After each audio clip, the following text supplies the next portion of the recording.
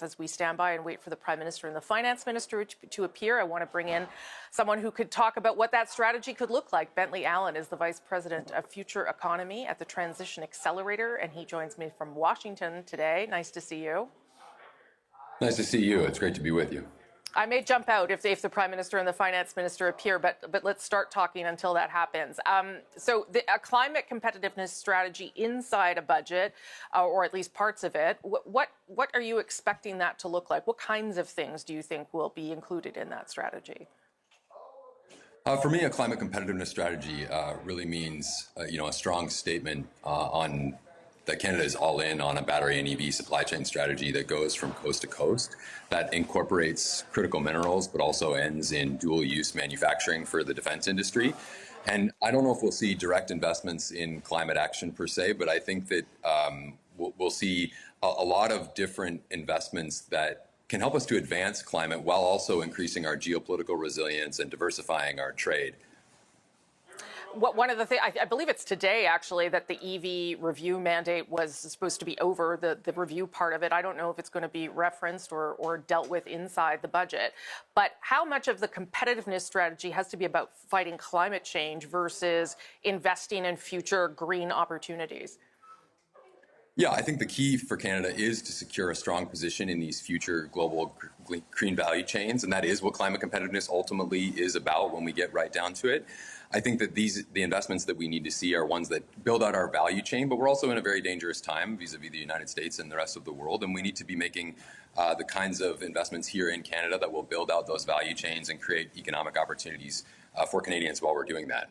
So we can really advance climate action and secure all of these other objectives that we need to in the current moment, all at the same time, really. There has been some suggestion that the government might walk away from the emissions cap, the hard cap. Is that something you think might be in this budget, and how would you feel about that? I do think that's the case, and it's not necessarily a bad thing for Canada to focus a little less on abstract emissions reductions and more on the concrete, real actions that we need to take in order to decarbonize this economy. When I think about progress on climate, I think about concrete outcomes in the real economy. I think about the buildings that are going to actually be decarbonized. I think about the mines that are going to be built. I think about the electric vehicles that are going to be put on the road.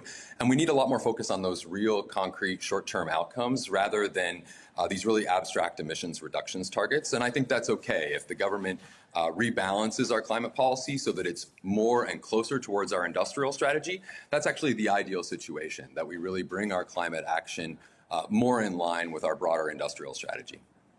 Would you expect that? Because Mark Carney obviously has spent a lot of his life thinking about climate change and fighting climate change, but he is by training an economist.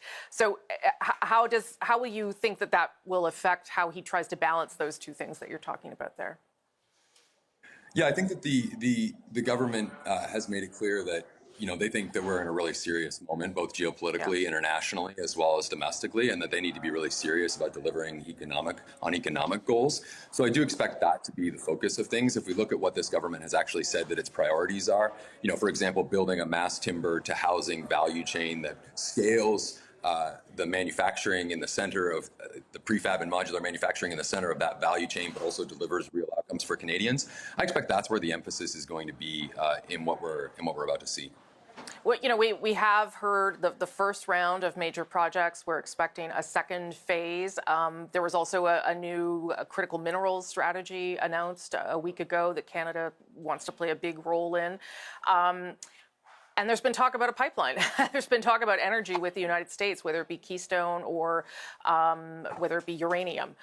What kind of project funding would you hope to see around some of those issues, whether it be a pipeline, critical minerals, energy writ large?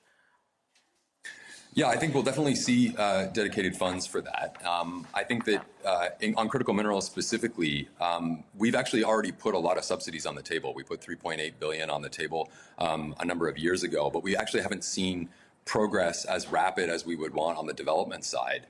There's a lot of things holding mines back in Canada, but one of the critical things has been price uncertainty. And what the government tried to do last week was really address that price uncertainty.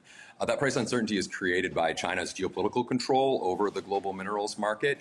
And what the government really tried to do in the case of Nouveau Monde graphite was give them a direct offtake that provided them with certainty that they were actually going to sell a certain amount of graphite at a certain kind of price.